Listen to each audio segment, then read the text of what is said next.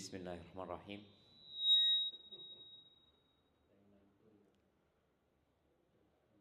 Assalamualaikum warahmatullahi wabarakatuh. Alhamdulillah alladzi bi ni'matihi tatimmus shalihat. Segala puji bagi Allah Jalla Jalaluh yang karena nikmatnya kebaikan-kebaikan menjadi sempurna. Dan di antara nikmat agung yang Allah berikan kepada kita adalah nikmat bisa hadir ke majelis ilmu. Dan di antara nikmat hadir di majelis ilmu adalah dekat sama yang menyampaikan materi. Soalnya lihat yang di luar ini suruh masuk sulit banget gitu ya.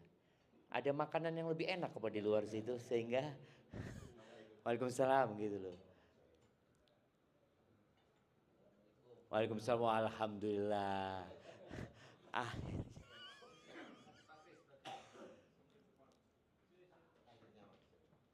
Oh. Iya, yang lainnya monggo.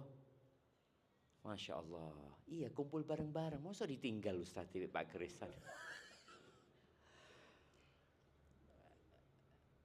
Maka semoga Allah Azza wa Jalla menyempurnakan nikmatnya buat kita semua sehingga kita bisa menimba ilmu, memahaminya, kemudian mengamalkan apa yang kita akan pelajari pada malam ini. Allahumma salli wa sallim ala abdika wa rasulika sayyidina wa maulana Muhammadin wa ala alihi wa ashabihi ajma'in. Ya Allah, semoga salawat dan salam, berkah dan nikmat senantiasa Engkau curahkan untuk hamba kekasih-Mu, untuk baginda Nabi kita Muhammad alaihi salatu wassalam, untuk keluarga beliau, untuk istri-istri beliau, untuk putra-putri beliau, dan untuk seluruh sahabat Nabi. Semoga Allah meridhai kita bersama mereka. Ana ucapkan jazakumullah khairan buat tuan rumah Pak Gede bersama keluarga dan para jamaah yang hadir, para sesepuh yang mereka lebih dahulu mengenal Allah daripada kita.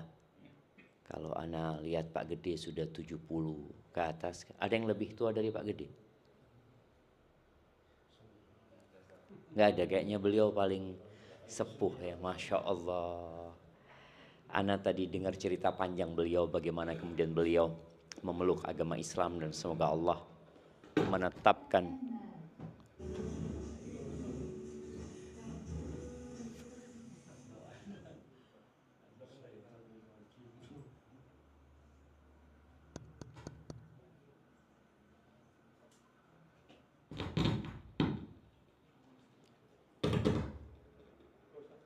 Bismillah. Bismillah. Iya, apa itu mau dipindah?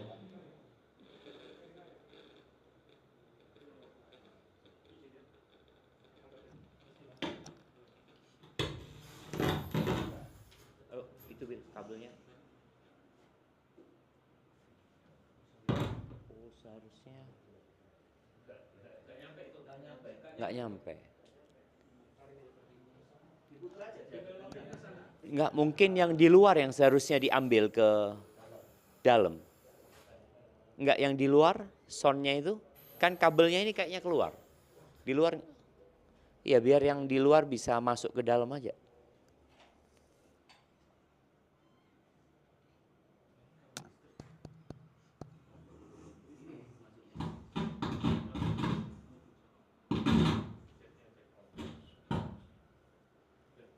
Bismillah. Ibu-ibu dengar? Sudah dengar? Alhamdulillah.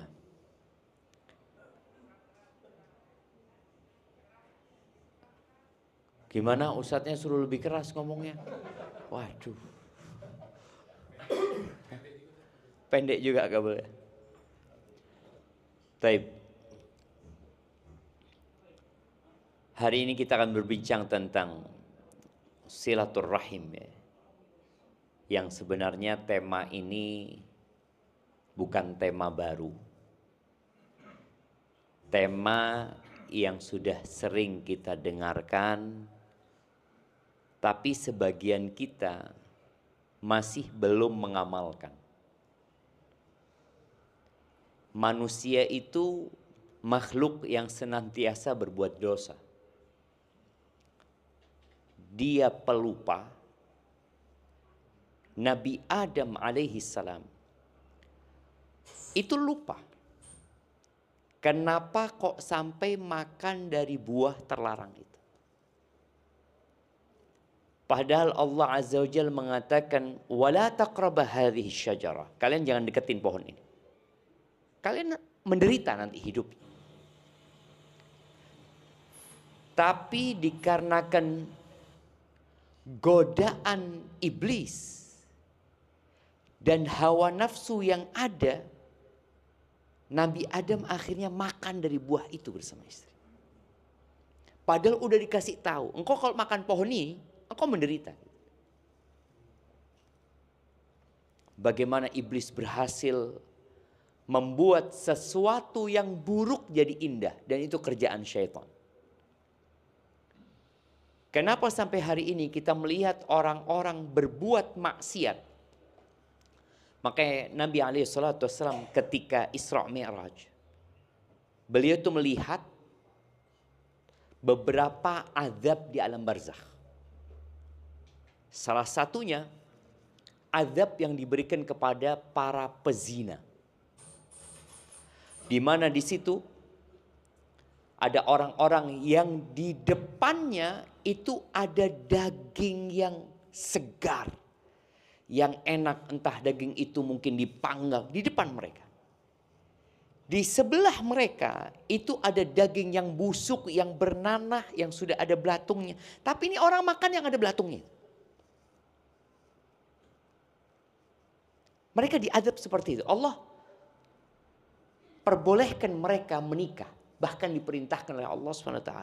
Tapi dia malah berzina gitu. Dia makan tuh daging yang busuk seperti itu. Karena manusia itu lupa sebagaimana Nabi Adam lupa, maka kita diperintahkan untuk memberikan peringatan. Wadzakir fa inna dzikra tanfa'ul mu'minin. Berikan peringatan. Eling no wong iku. Karena peringatan itu membuat orang jadi dapat manfaat. Maka kajian yang seperti ini tujuannya bukan kumpul-kumpul, tapi tujuannya adalah bagaimana mengingatkan diri kita untuk menjadi insan yang lebih baik lagi. Berkaitan dengan silaturahim yang sudah menjadi bahasa Indonesia, terkadang ada salah kaprah memahami silaturahim ini. Ada orang yang datang ke Ustadz, lalu dia mengatakan, Ustadz saya orangnya suka silaturahmi Ustadz. Gitu. Loh, silaturahmi bukan ke Ustadz, ke rahim. Rahim itu artinya kerabat, rahimnya ibu kita itu. Jadi kalau bicara silaturahim adalah berbuat baik kepada kerabat. Yang salah satu bentuk berbuat baik itu berkunjung, itu salah satunya. Tapi sekarang reunian anak SMA, forum silaturahmi. Loh, rahim dari mana? Ya dari Hawa, Ustaz. Iya, dari Adam sama Hawa kan semua satuluran. Tapi yang dimaksud rahim ini, para ulama menjelaskan rahim itu diantaranya adalah yang kalau salah satunya perempuan kita haram menikahinya. Yang mahram itu rahim. Yang kedua, yang satu kakek sama kita. Sepupu itu bukan mahram. Misanan itu bukan mahram. Tapi dia rahim. Dan tingkatan rahim itu beda-beda. Yang mahram dengan yang bukan mahram beda tentunya. Kakak beradik sama paman dengan keponakan itu sama-sama rahim. Tapi yang lebih dekat mana? Kakak adik daripada paman sama keponakan. Paman sama keponakan mahram. Tapi tetap lebih dekat yang kakak sama adik. Sepupu sama sepupu rahim, tapi bukan mahram. Ada yang berpendapat satu buyut. Berarti kalau satu buyut ini mindoan. Ada yang tahu artinya mindoan? Mina, sepupu 2 kali. Jadi subhanallah ya. Ada kemiripan Arab sama Indonesia. Yang digunakan itu pupu. Pupu itu paha. Jadi sepupu itu satu paha. Jadi jaraknya masih dekat. 2 pupu, 2 paha. Jadi udah agak jauh. Tapi tetap rahim. Bicara kewajiban untuk menyambung rahim ini, ternyata ini sudah ada sejak zaman dahulu perintah itu. Bagaimana sejak Nabi Adam alaihissalam, ya, nabi-nabi yang selanjutnya, ini perintah yang memang harus dilakukan. Kita akan baca firman Allah yang menyebutkan tentang 10 hak. Yang pertama tentunya hak kepada Allah SWT. Sisa yang 9 ini hak kepada manusia. Supaya ini jadi bahan untuk evaluasi kita. Kita udah melaksanakan perintah ini atau tidak? Oke, silakan dibuka semua HP-nya. Buka surat An-Nisa ayat 36. Surat An-Nisa ayat 36.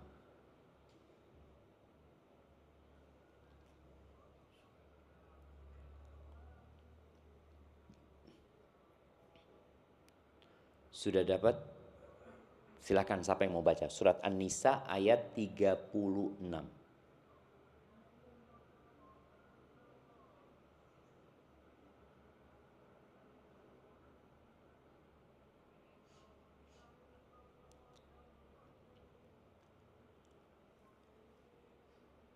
Bapak-bapak, monggo.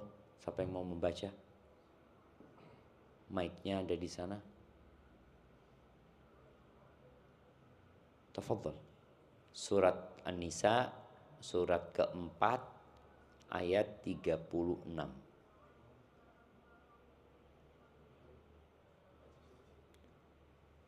Ya Allah jamaah, siapa yang mau baca? Tafadhal.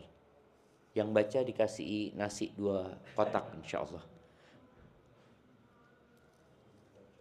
Fadhal. Berat banget suruh baca Quran.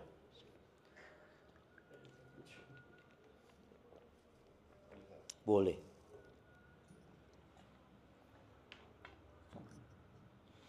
Bismillahirrahmanirrahim. Wa'budullaha wa la tusriku bihi syai'aw wa bil walidaini ihsana wa bi'dil qurba wal yatama wal masyakini wal jari dzil qurba wal jaril junubi was sahibi bil janbi wabnis sabil wa ma malakat aymanukum innallaha la yuhibbu man kana mukhtalan fakhura. Artinya, dan sembahlah Allah dan janganlah kamu mempersekutukannya dengan sesuatu apapun, dan berbuat baiklah kepada kedua orang tua, karib, kerabat, anak-anak yatim, orang-orang miskin, tetangga dekat dan tetangga jauh, teman sejawat, ibnu sabil dan hamba sahaya yang kamu miliki. Sungguh Allah tidak menyukai orang yang sombong dan membanggakan diri. Kita lihat satu persatu perintah Allah. Yang pertama adalah ini yang disebut hablum minallah ya. Wa'budullaha wa la tusyriku bihi syai'a. Dan sembahlah Allah dan janganlah kamu mempersekutukannya dengan sesuatu apapun. Ini syarat mutlak masuk surga. Syarat yang lainnya kalau ditinggalkan, orang itu masih punya kesempatan masuk surga. Walaupun harus masuk neraka dulu. atau Allah ampuni. Tapi kalau syarat yang pertama tidak dipenuhi, sudah selesai. Kuncinya surga itu la ilaha illallah. Tiada Tuhan yang berhak disembah kecuali Allah. Karena di muka bumi ini kita melihat ada yang mempertuhankan binatang, ada yang mempertuhankan berhala, ada yang mempertuhankan matahari, rembulan. Padahal la ilaha illallah. Ini yang pertama, hak berkaitan dengan haknya Allah yang menciptakan kita. Kemudian sesama manusia, yang pertama Allah sebutkan wabil walidain ihsana, berbuat baik kepada kedua orang tua. Kita para anak agar tahu kewajiban berbuat baik kepada orang tua, berbakti kepada orang tua itu pada saat orang tua itu muslim, pada saat orang tua itu soleh, pada saat orang tua kita fasik. Orang tua yang tidak benar pun kita wajib berbakti sama orang tua. Pada saat orang tua kita kafir pun kita tetap wajib berbakti sama orang tua. Karena ada anak yang kadang-kadang sakit hati sama orang tua. Mungkin orang tuanya pilih kasih. Kemudian dia tidak ingin berbakti sama orang tua, padahal dia tetap wajib berbakti. Kalau semua harta yang dia miliki dia berikan kepada orang tuanya, dia belum berbakti sama orang tua. Ini karena hadirnya anak ini disebabkan adanya orang tua. Bayangin bagaimana kalau orang tua menggugurkan kita, gak akan hadir kita di muka bumi. Jadi hak pertama kalau bicara kerabat maka orang tua kita. Ketika orang-orang bertanya tentang infak, yas'alunaka madza yunfiqun. Mereka bertanya kepadamu, kepada siapa mereka berinfak? Dan apa yang mereka infakkan? Kata Allah Azza wa Jalla, "Qul ma anfaqtum min khairin falil walidaini wal aqrabin." Apa yang kalian infakkan dari harta, yang paling berhak mendapatkan adalah kedua orang tua. Sebelum kita berbagi sama masjid, sebelum kita membantu saudara-saudara kita yang terkena bencana, maka orang tua. Kemudian di ayat ini, wabidil qurba, berbuat baik kepada kerabat. Ini yang disebut silaturahim. Berbuat baik kepada kerabat. Orang kadangkala, bukan kadangkala ya, hampir selalu Anda melihat ya, di keluarga itu ada aja yang sukses. Satu saudara umpamanya 5 orang, 6 orang, ada satu yang Allah kasih kelebihan harta. Ketika Allah berikan kelebihan harta, kita harus sadar di sini ada harta atau ada hak orang lain di harta kita.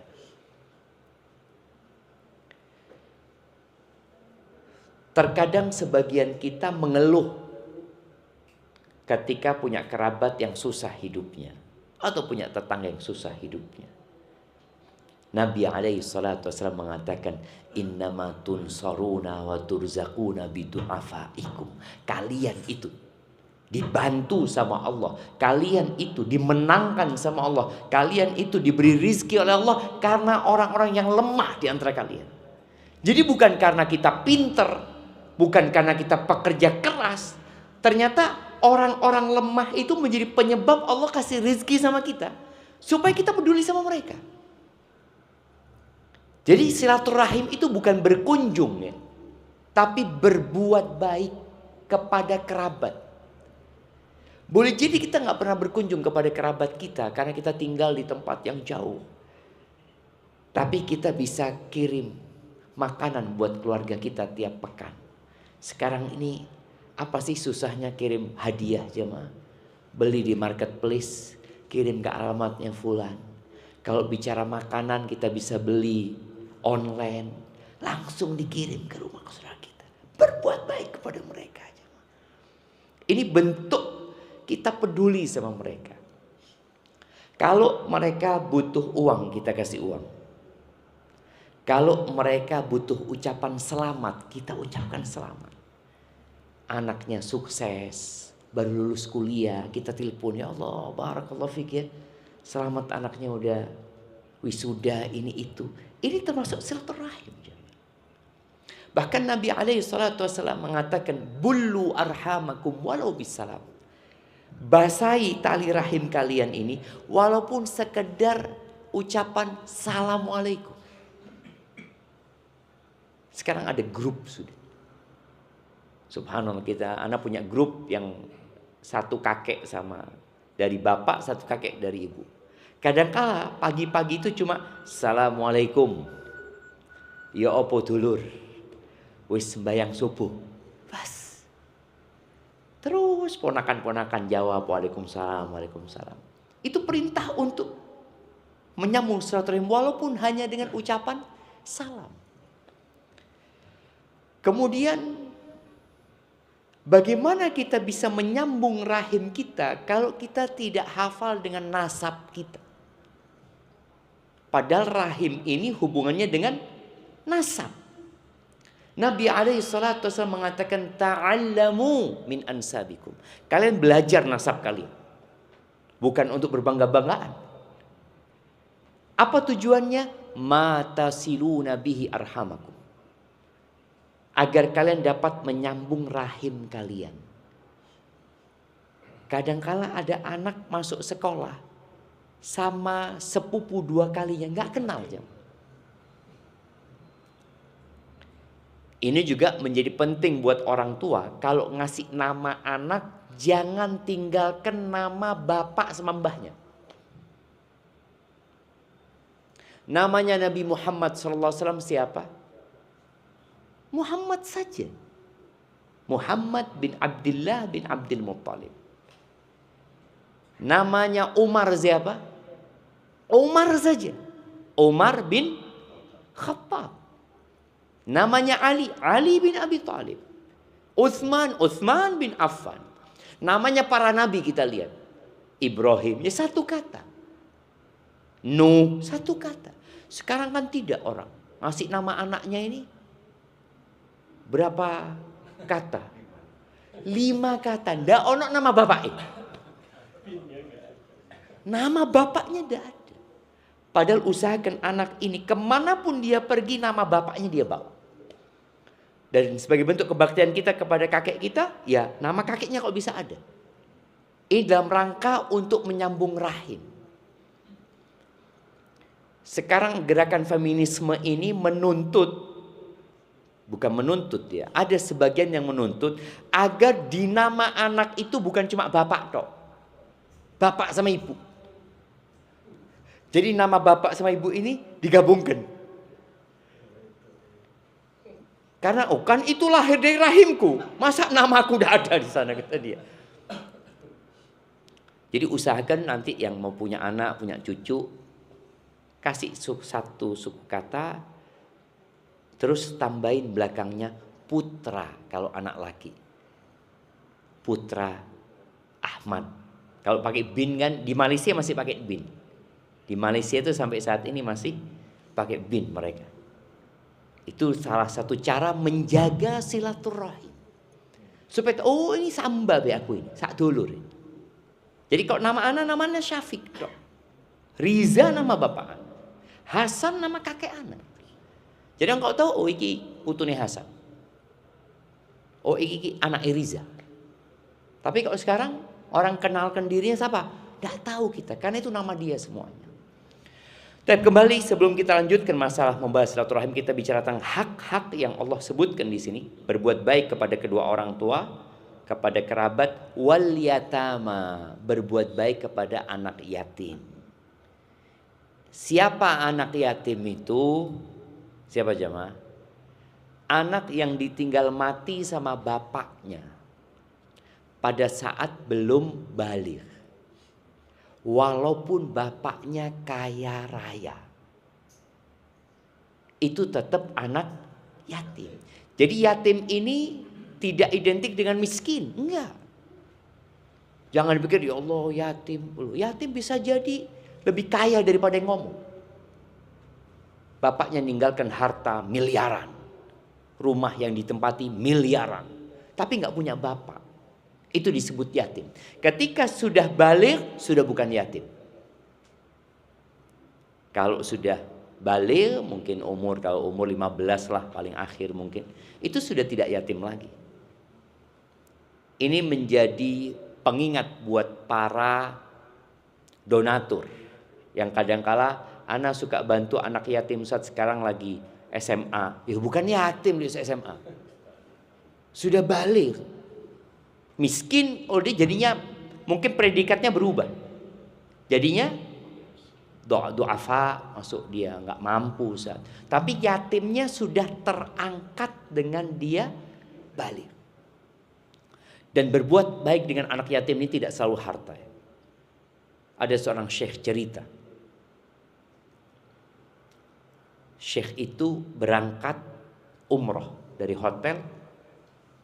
Ada anak kecil-kecil minta fulus. Sama syekh diusap kepalanya. Dari pintu masjid itu sampai ke hotelnya. Syekh ngomong, nanti kalau aku sholat asar, aku kasih engkau. Karena dia nggak bawa fulusnya. Ya syekh, kata dia. Pas mau berangkat sholat asar,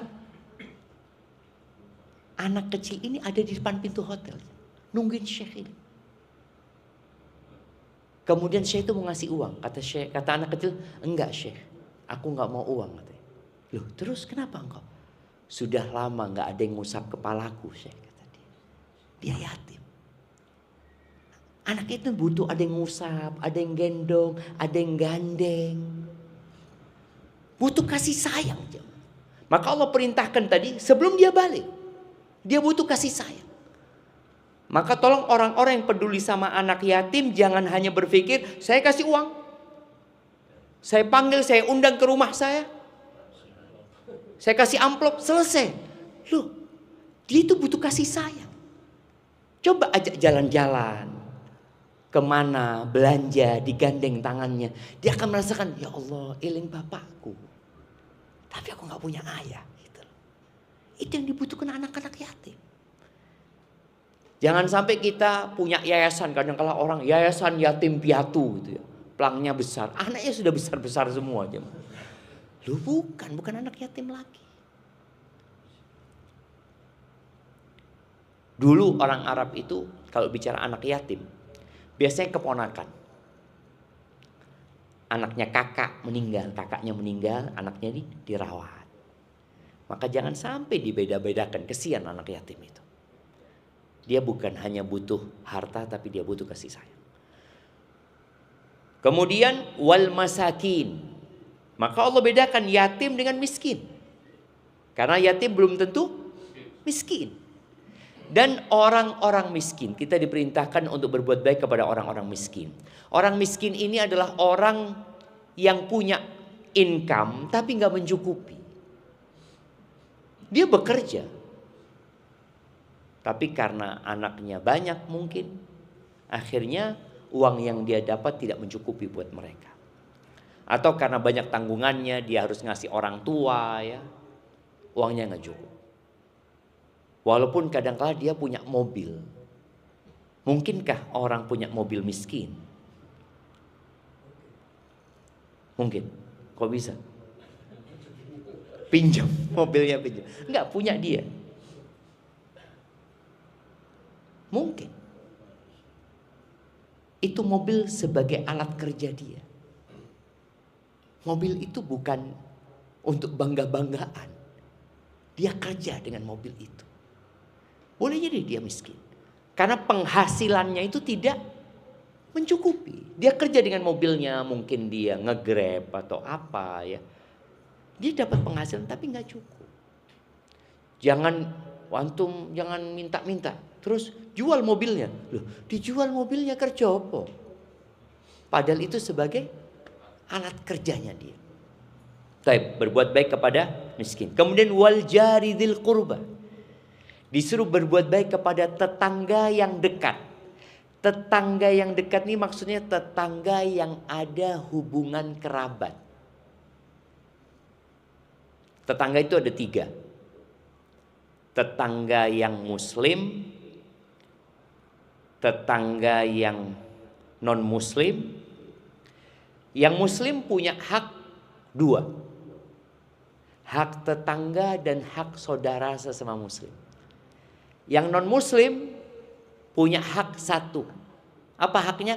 Hak sebagai tetangga. Yang muslim dan kerabat punya 3 hak. Dia tetangga, dia muslim, dia dulur.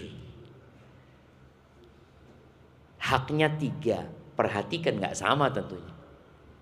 Kita memberikan hak kepada mereka. Kemudian berbuat baik kepada tetangga dalam Islam bukan hanya kepada tetangga muslim. Barusan sudah disebutkan. Amr bin As radhiyallahu anhu, seorang sahabat Nabi. Dia pernah potong kambing.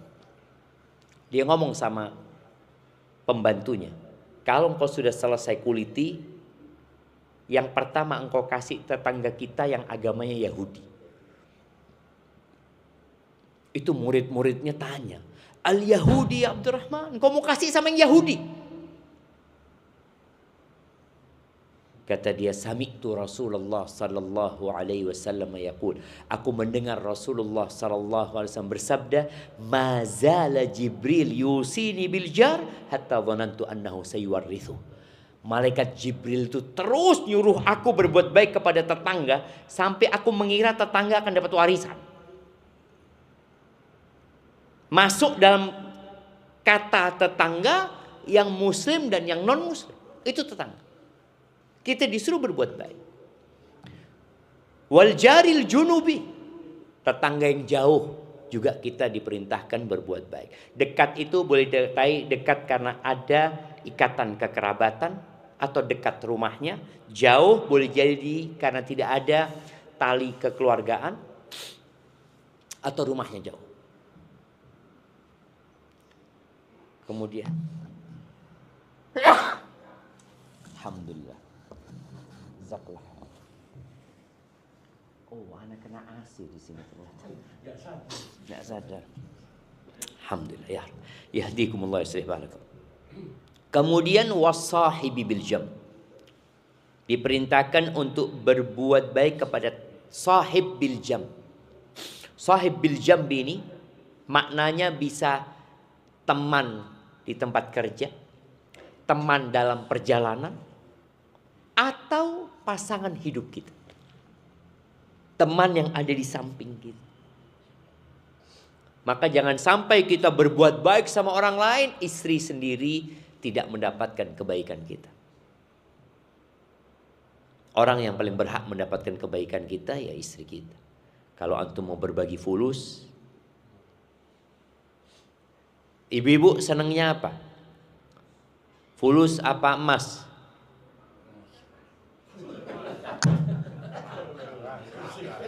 Fulus dan emas ya mah.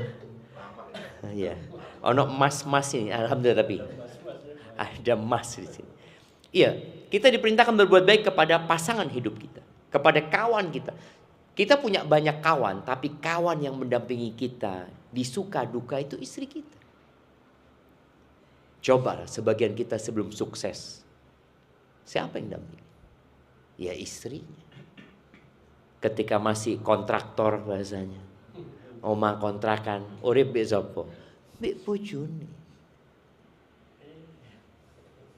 Maka tolong perhatikan. Kemudian wabnis sabil. Berbuat baiklah kepada ibnu sabil. Ibnu sabil ini adalah seorang yang dalam perjalanan kemudian kehabisan bekal, dia nggak bisa pulang. Kalau sekarang ini mungkin bisa dia ngambil duit ATM, mungkin ada HP. Tapi boleh jadi di daerah-daerah yang tidak ada listrik, Ibnu Sabil ini orang, anak punya fulus di kampung anak. Tapi uangnya di sana nggak bisa dibawa ke sini. Maka dia perlu dibantu. Dan dia bisa dapat hak zakat mal untuk pulang ke tempat tinggal dia. Kemudian yang terakhir, wa ma malakat aimanukum, berbuat baik kepada hamba-hamba sahaya yang kamu miliki. Lalu Allah tutup ayat ini dengan firman-Nya, innallaha la yuhibbu man kana mukhtalan fakhura. Allah tidak menyukai orang yang congkak, yang sombong, yang angkuh dan membanggakan diri. Allah nggak suka dan orang lain nggak suka juga. Siapa yang suka dengan orang sombong? Nggak suka. Maka berbincang kembali bab silaturahim ini.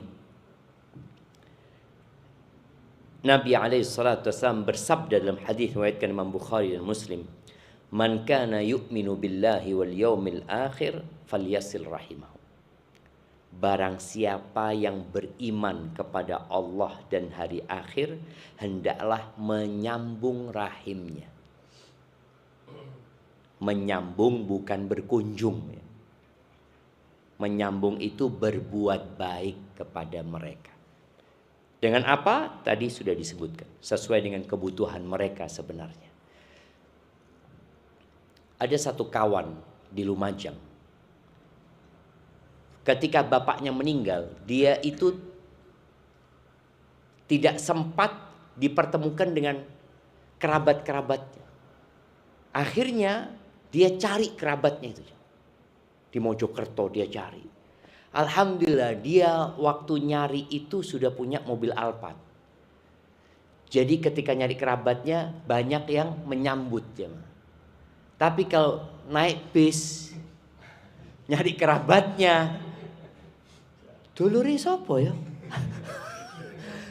Itu kadangkala orang seperti itu, coba. Padahal dia datang hendak menyambung rahim atas perintah Allah dan perintah Nabi Muhammad SAW. Agar kita menyambung rahim. Dicari saudaranya. Karena kalau orang kaya nggak mungkin dia datang mau minta-minta. Tapi kalau ngelihat orangnya kiri dipikir, oh kayaknya ini mau pinjam fulus kayak ini itu. Loh, kalau kerabat kita butuh pinjaman fulus, pinjamin fulus. Itu termasuk kita berbuat baik kepada kerabat kita.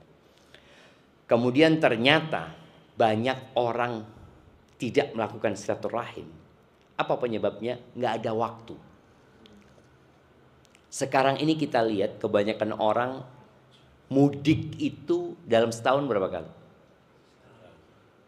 Sekali. Minimal apa maksimal? Setahun sekali. Oke, kalau zaman dulu Jakarta Jember umpamanya, itu naik onta ya berbulan-bulan. Berbulan. Sekarang ini langsung 1 hari berangkat, 1 hari bisa balik lagi ke Jakarta. Anak pernah ketemu dengan orang sepuh sama. Di pesawat dulu masih ada Surabaya Jember. Anak duduk di pesawat, dia datang, dia umurnya mungkin 60 sudah. Dia datang, dia cium tangan anak tarik. Kemudian Ustaz izin, bisa duduk sebelahnya Ustaz. Afadhol bang, dia cerita, sejak anak nonton videonya Ustaz, anak sekarang tiap 2 pekan pulang ke Jember Ustaz. Dulu anak pulang ke Jember itu ya kalau ada nikahan, kalau ada keluarga yang meninggal, atau Idul Fitri. Bas.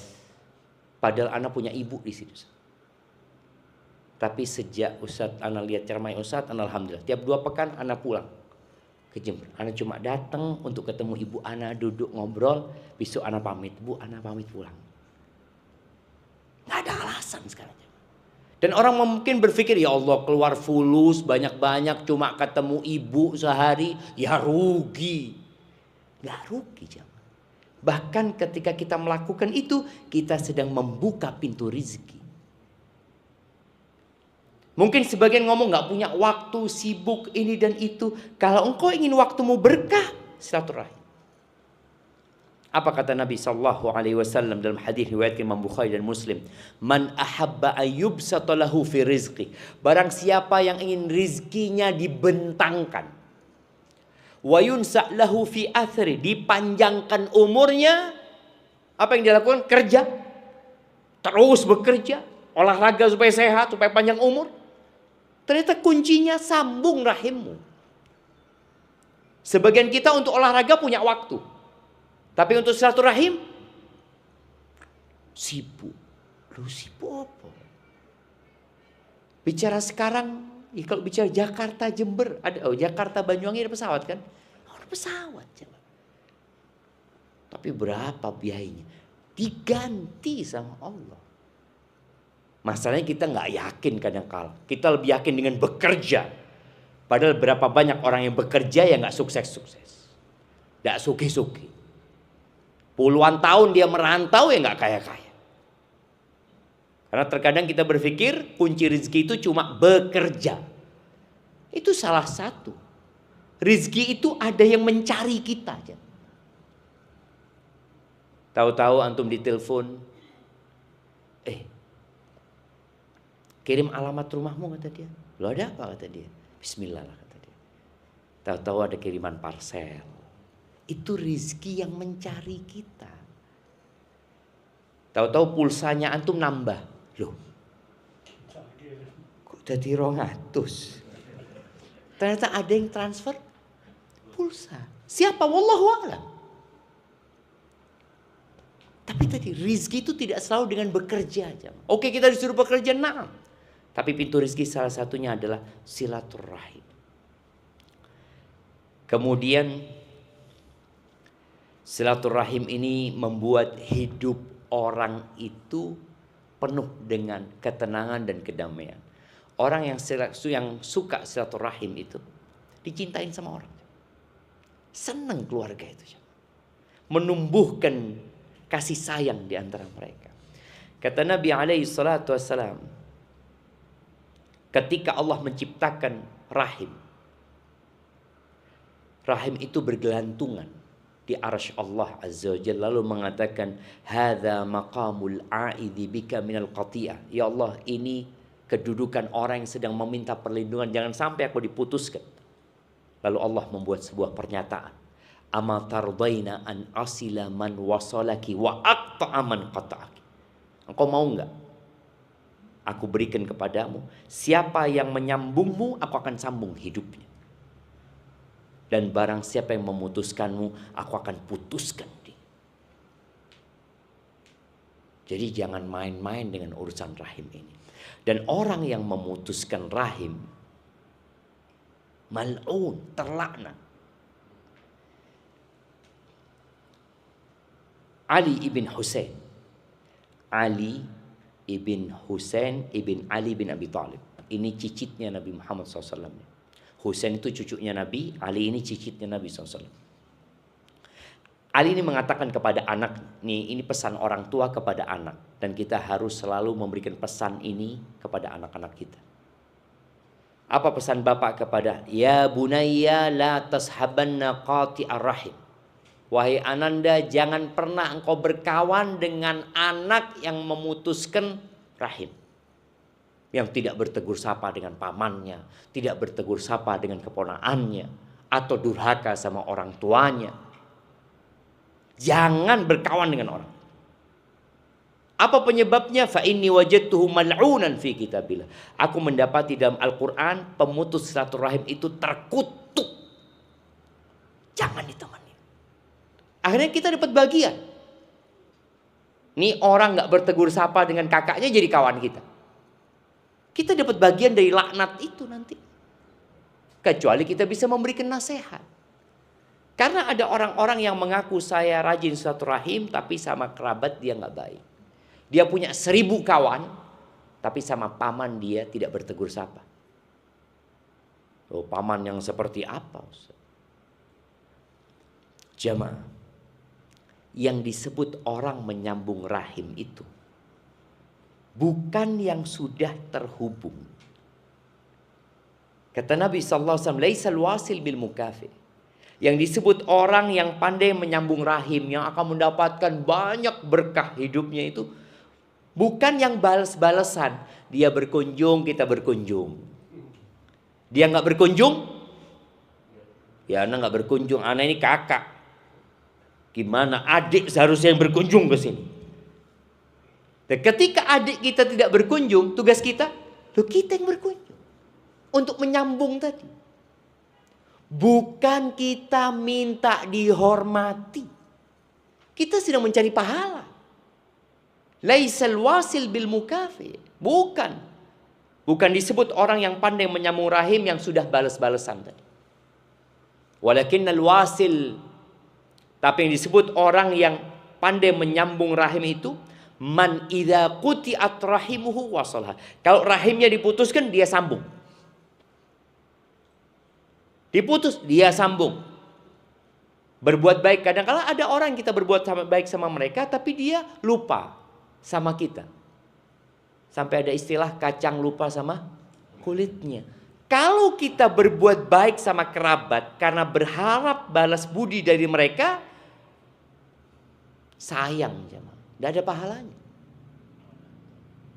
Tapi berbuat baiklah kepada kerabat dengan berharap kepada Allah balasannya. Dia mau membalas budi, dia mau iling sama kita, dia mau lupa sama kita, terserah, kita berbuat baik karena Allah Azza wa Jalla. Makanya tatkala ada seorang sahabat datang kepada Nabi alaihi salatu wasallam, dia mengatakan, "Ya Rasulullah, innali rahiman." Wahai Rasulullah, aku punya kerabat. Asiluhum wa yaqta'unani. Uhsinu ilaihim wa yusi'una ilayya. Aku ini menyambung hubungan sama mereka, mereka putuskan. Aku berbuat baik kepada mereka, mereka berbuat buruk kepada aku. Ahlumu alaihim, aku sabar menghadapi mereka, mereka malah bertingkah yang enggak-enggak. Apa kata Nabi SAW? La in kunta kama qulta. Kalau benar pernyataanmu sesuai dengan kenyataan, faka'annama tasuffuhumul man. Engkau seperti orang yang memberikan bara api kepada mereka. Artinya buat mereka jadi dosa. Tapi engkau berbuat baik. Wala yazalu laka minallahi dhahir. Akan tetap ada malaikat yang membantumu ketika engkau melakukan itu. Dan terakhir sebelum kita masuk ke tanya jawab, tidak ada dosa. Kata Nabi SAW, ma min dambin ajdaru an yu'ajjirallahu lahul uquba fid dunya. Tidak ada dosa yang lebih pantas hukumannya disegerakan di dunia, plus yang nanti disimpan di akhirat, dari dua dosa. Al-baghyu wa qati'atur rahim. Yang pertama adalah berbuat zalim. Yang kedua adalah memutuskan rahim. Jadi dua dosa ini biasanya di dunia orangnya sudah dihukum sebelum di akhirat. Maka hendaklah kita berusaha untuk menyambung rahim kita. Walaupun mungkin ada kerabat yang tidak mau, ada kerabat yang sakit hati sama kita. Dan yang paling banyak membuat rahim terputus itu apa? Warisan. Warisan. Sebagian berpikir karena dia anak paling tua, dia berhak menahan warisan. Sebagian orang tua ya, ibu-ibu, yang sering mati duluan ini ibu-ibu apa bapak-bapak? Nah, bapak ya? Banyak janda, banyak ludah, lebih banyak. Kadangkala ibu ini suaminya meninggal. Artinya bapak anak-anaknya meninggal. Kemudian sang anak minta warisan, nggak boleh sama ibu. Ibunya ngomong, loh, mosok ibu si urip warisan dibagi? Loh, enggak ibu. Yang dibagi warisannya bapak. Warisannya ibu tidak dibagi. Sebagian ibu merasa hartanya itu miliknya dia. Yang jadi warisan adalah harta orang yang meninggal. Terkadang kalau ada satu adik minta, karena dia butuh, kapan warisan dibagi? Dianggap oleh semua saudara durhaka.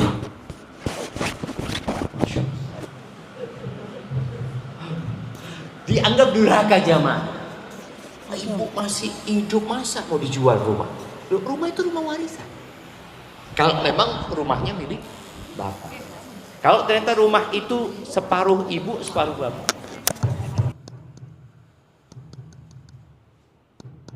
Bismillah. Iya, kalau rumah itu separuh milik ibu, separuh milik bapak, berarti yang separuhnya yang dibagi. Ibu dapat bagian lagi sebagai istri. Maka tolong masalah-masalah yang menyebabkan keributan itu di antara saudara dihindari. Warisan itu kalau bisa cepat dibagi ya dibagi. Barakallahu fiik. Itu mungkin dapat Anda sampaikan pada kesempatan kali ini. Kalau ada pertanyaan, tafadhol. Nah.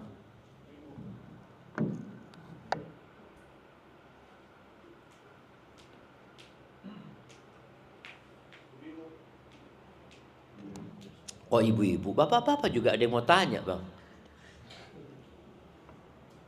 Bapak-bapak monggo. Tapi kalau bapak-bapak sudah paham semua, lihat dari tadi nundukkan kepala, oh ngerti, sudah kita.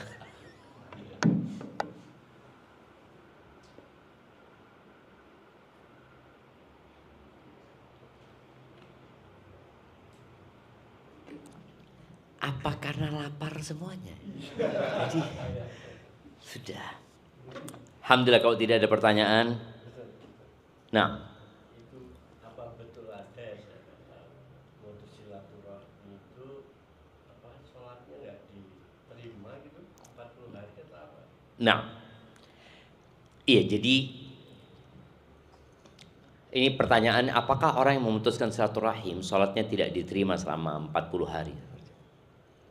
Yang pertama Nabi SAW mengatakan la yadkhulul jannah qati'. Gak masuk surga orang yang memutuskan rahim.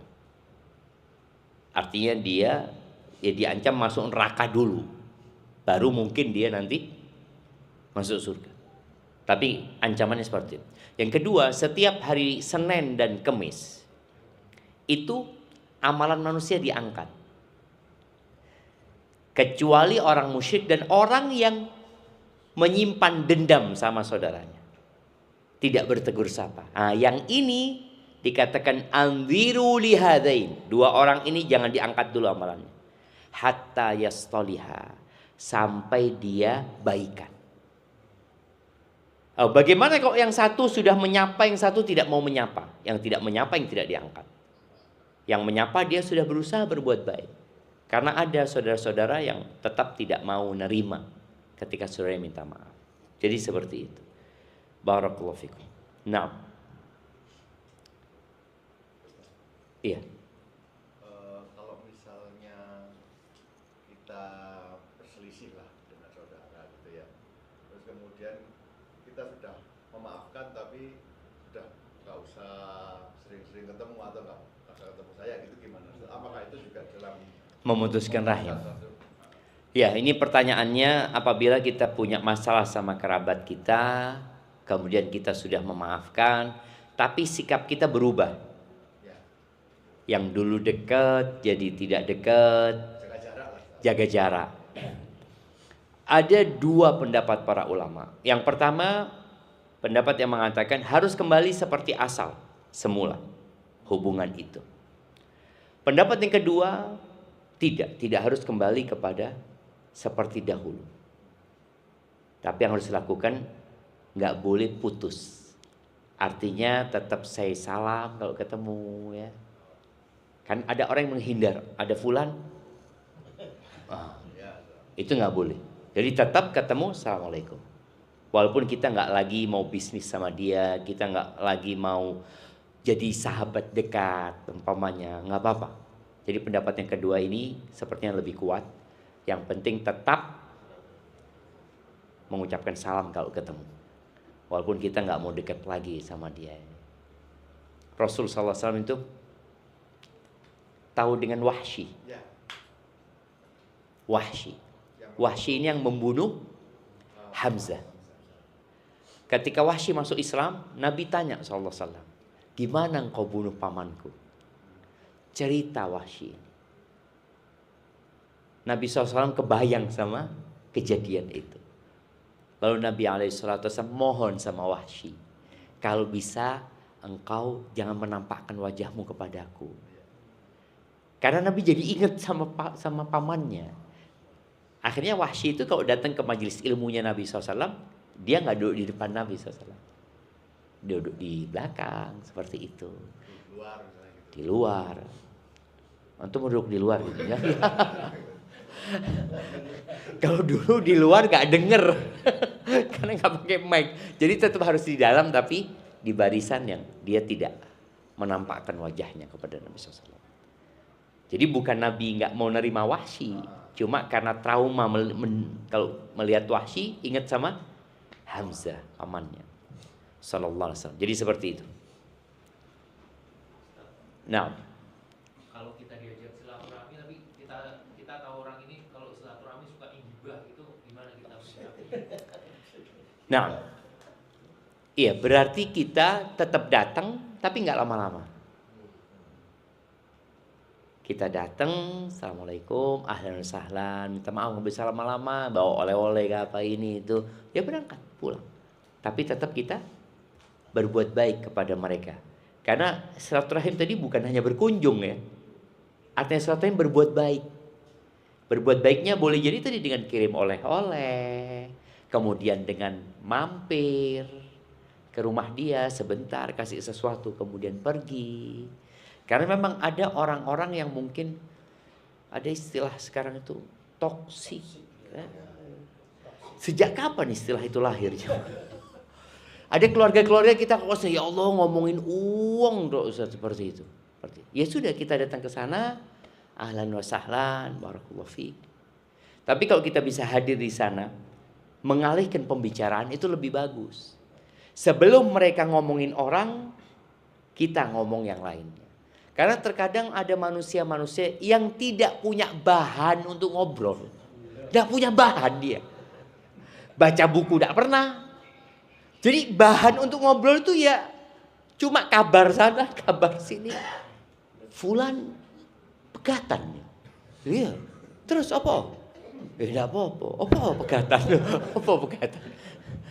Jadi ada kondisi orang yang seperti itu. Karena bahan untuk berbicaranya nggak ada. Nah, kita kasih bahan. Nggak apa-apa lah bahas apalah yang mungkin yang lainnya. Bagaimana kira-kira kalau Ana jadi presiden itu ngomong gitu, cocok enggak kan? Barakallahu fiik. Ana rasa 3 pertanyaan dari bapak-bapak ini mewakili yang lainnya. InsyaAllah semoga rumah ini diberkahi sama Allah SWT dan orang-orang yang belajar diberkahi sama Allah. Allahumma qsim lana min khasyatika ma tahulu bihi bainana wa baina ma'asika wa min ta'atika ma tuballighuna bihi jannataka wa min al-yaqini ma tuhawwinu bihi alaina masa'ibad dunya wa matti'na bi asma'ina wa absarina wa quwwatina ma ahyaytana waj'alhu al-waritha minna waj'al tha'rana ala man zalamana wansurna ala man adana ولا تجعل مصيبتنا في ديننا ولا تجعل الدنيا أكبر همنا ولا مبلغ علمنا ولا تسلط علينا من لا يرحمنا ربنا آتنا في الدنيا حسنة وفي الآخرة حسنة وقنا عذاب النار سبحان ربك رب العزة عما يصفون وسلام على المرسلين والحمد لله رب العالمين سبحانك اللهم وبحمدك أشهد أن لا إله إلا أنت أستغفرك وأتوب إليك. Ana kembalikan ke MC. Mana MC-nya kok hilang?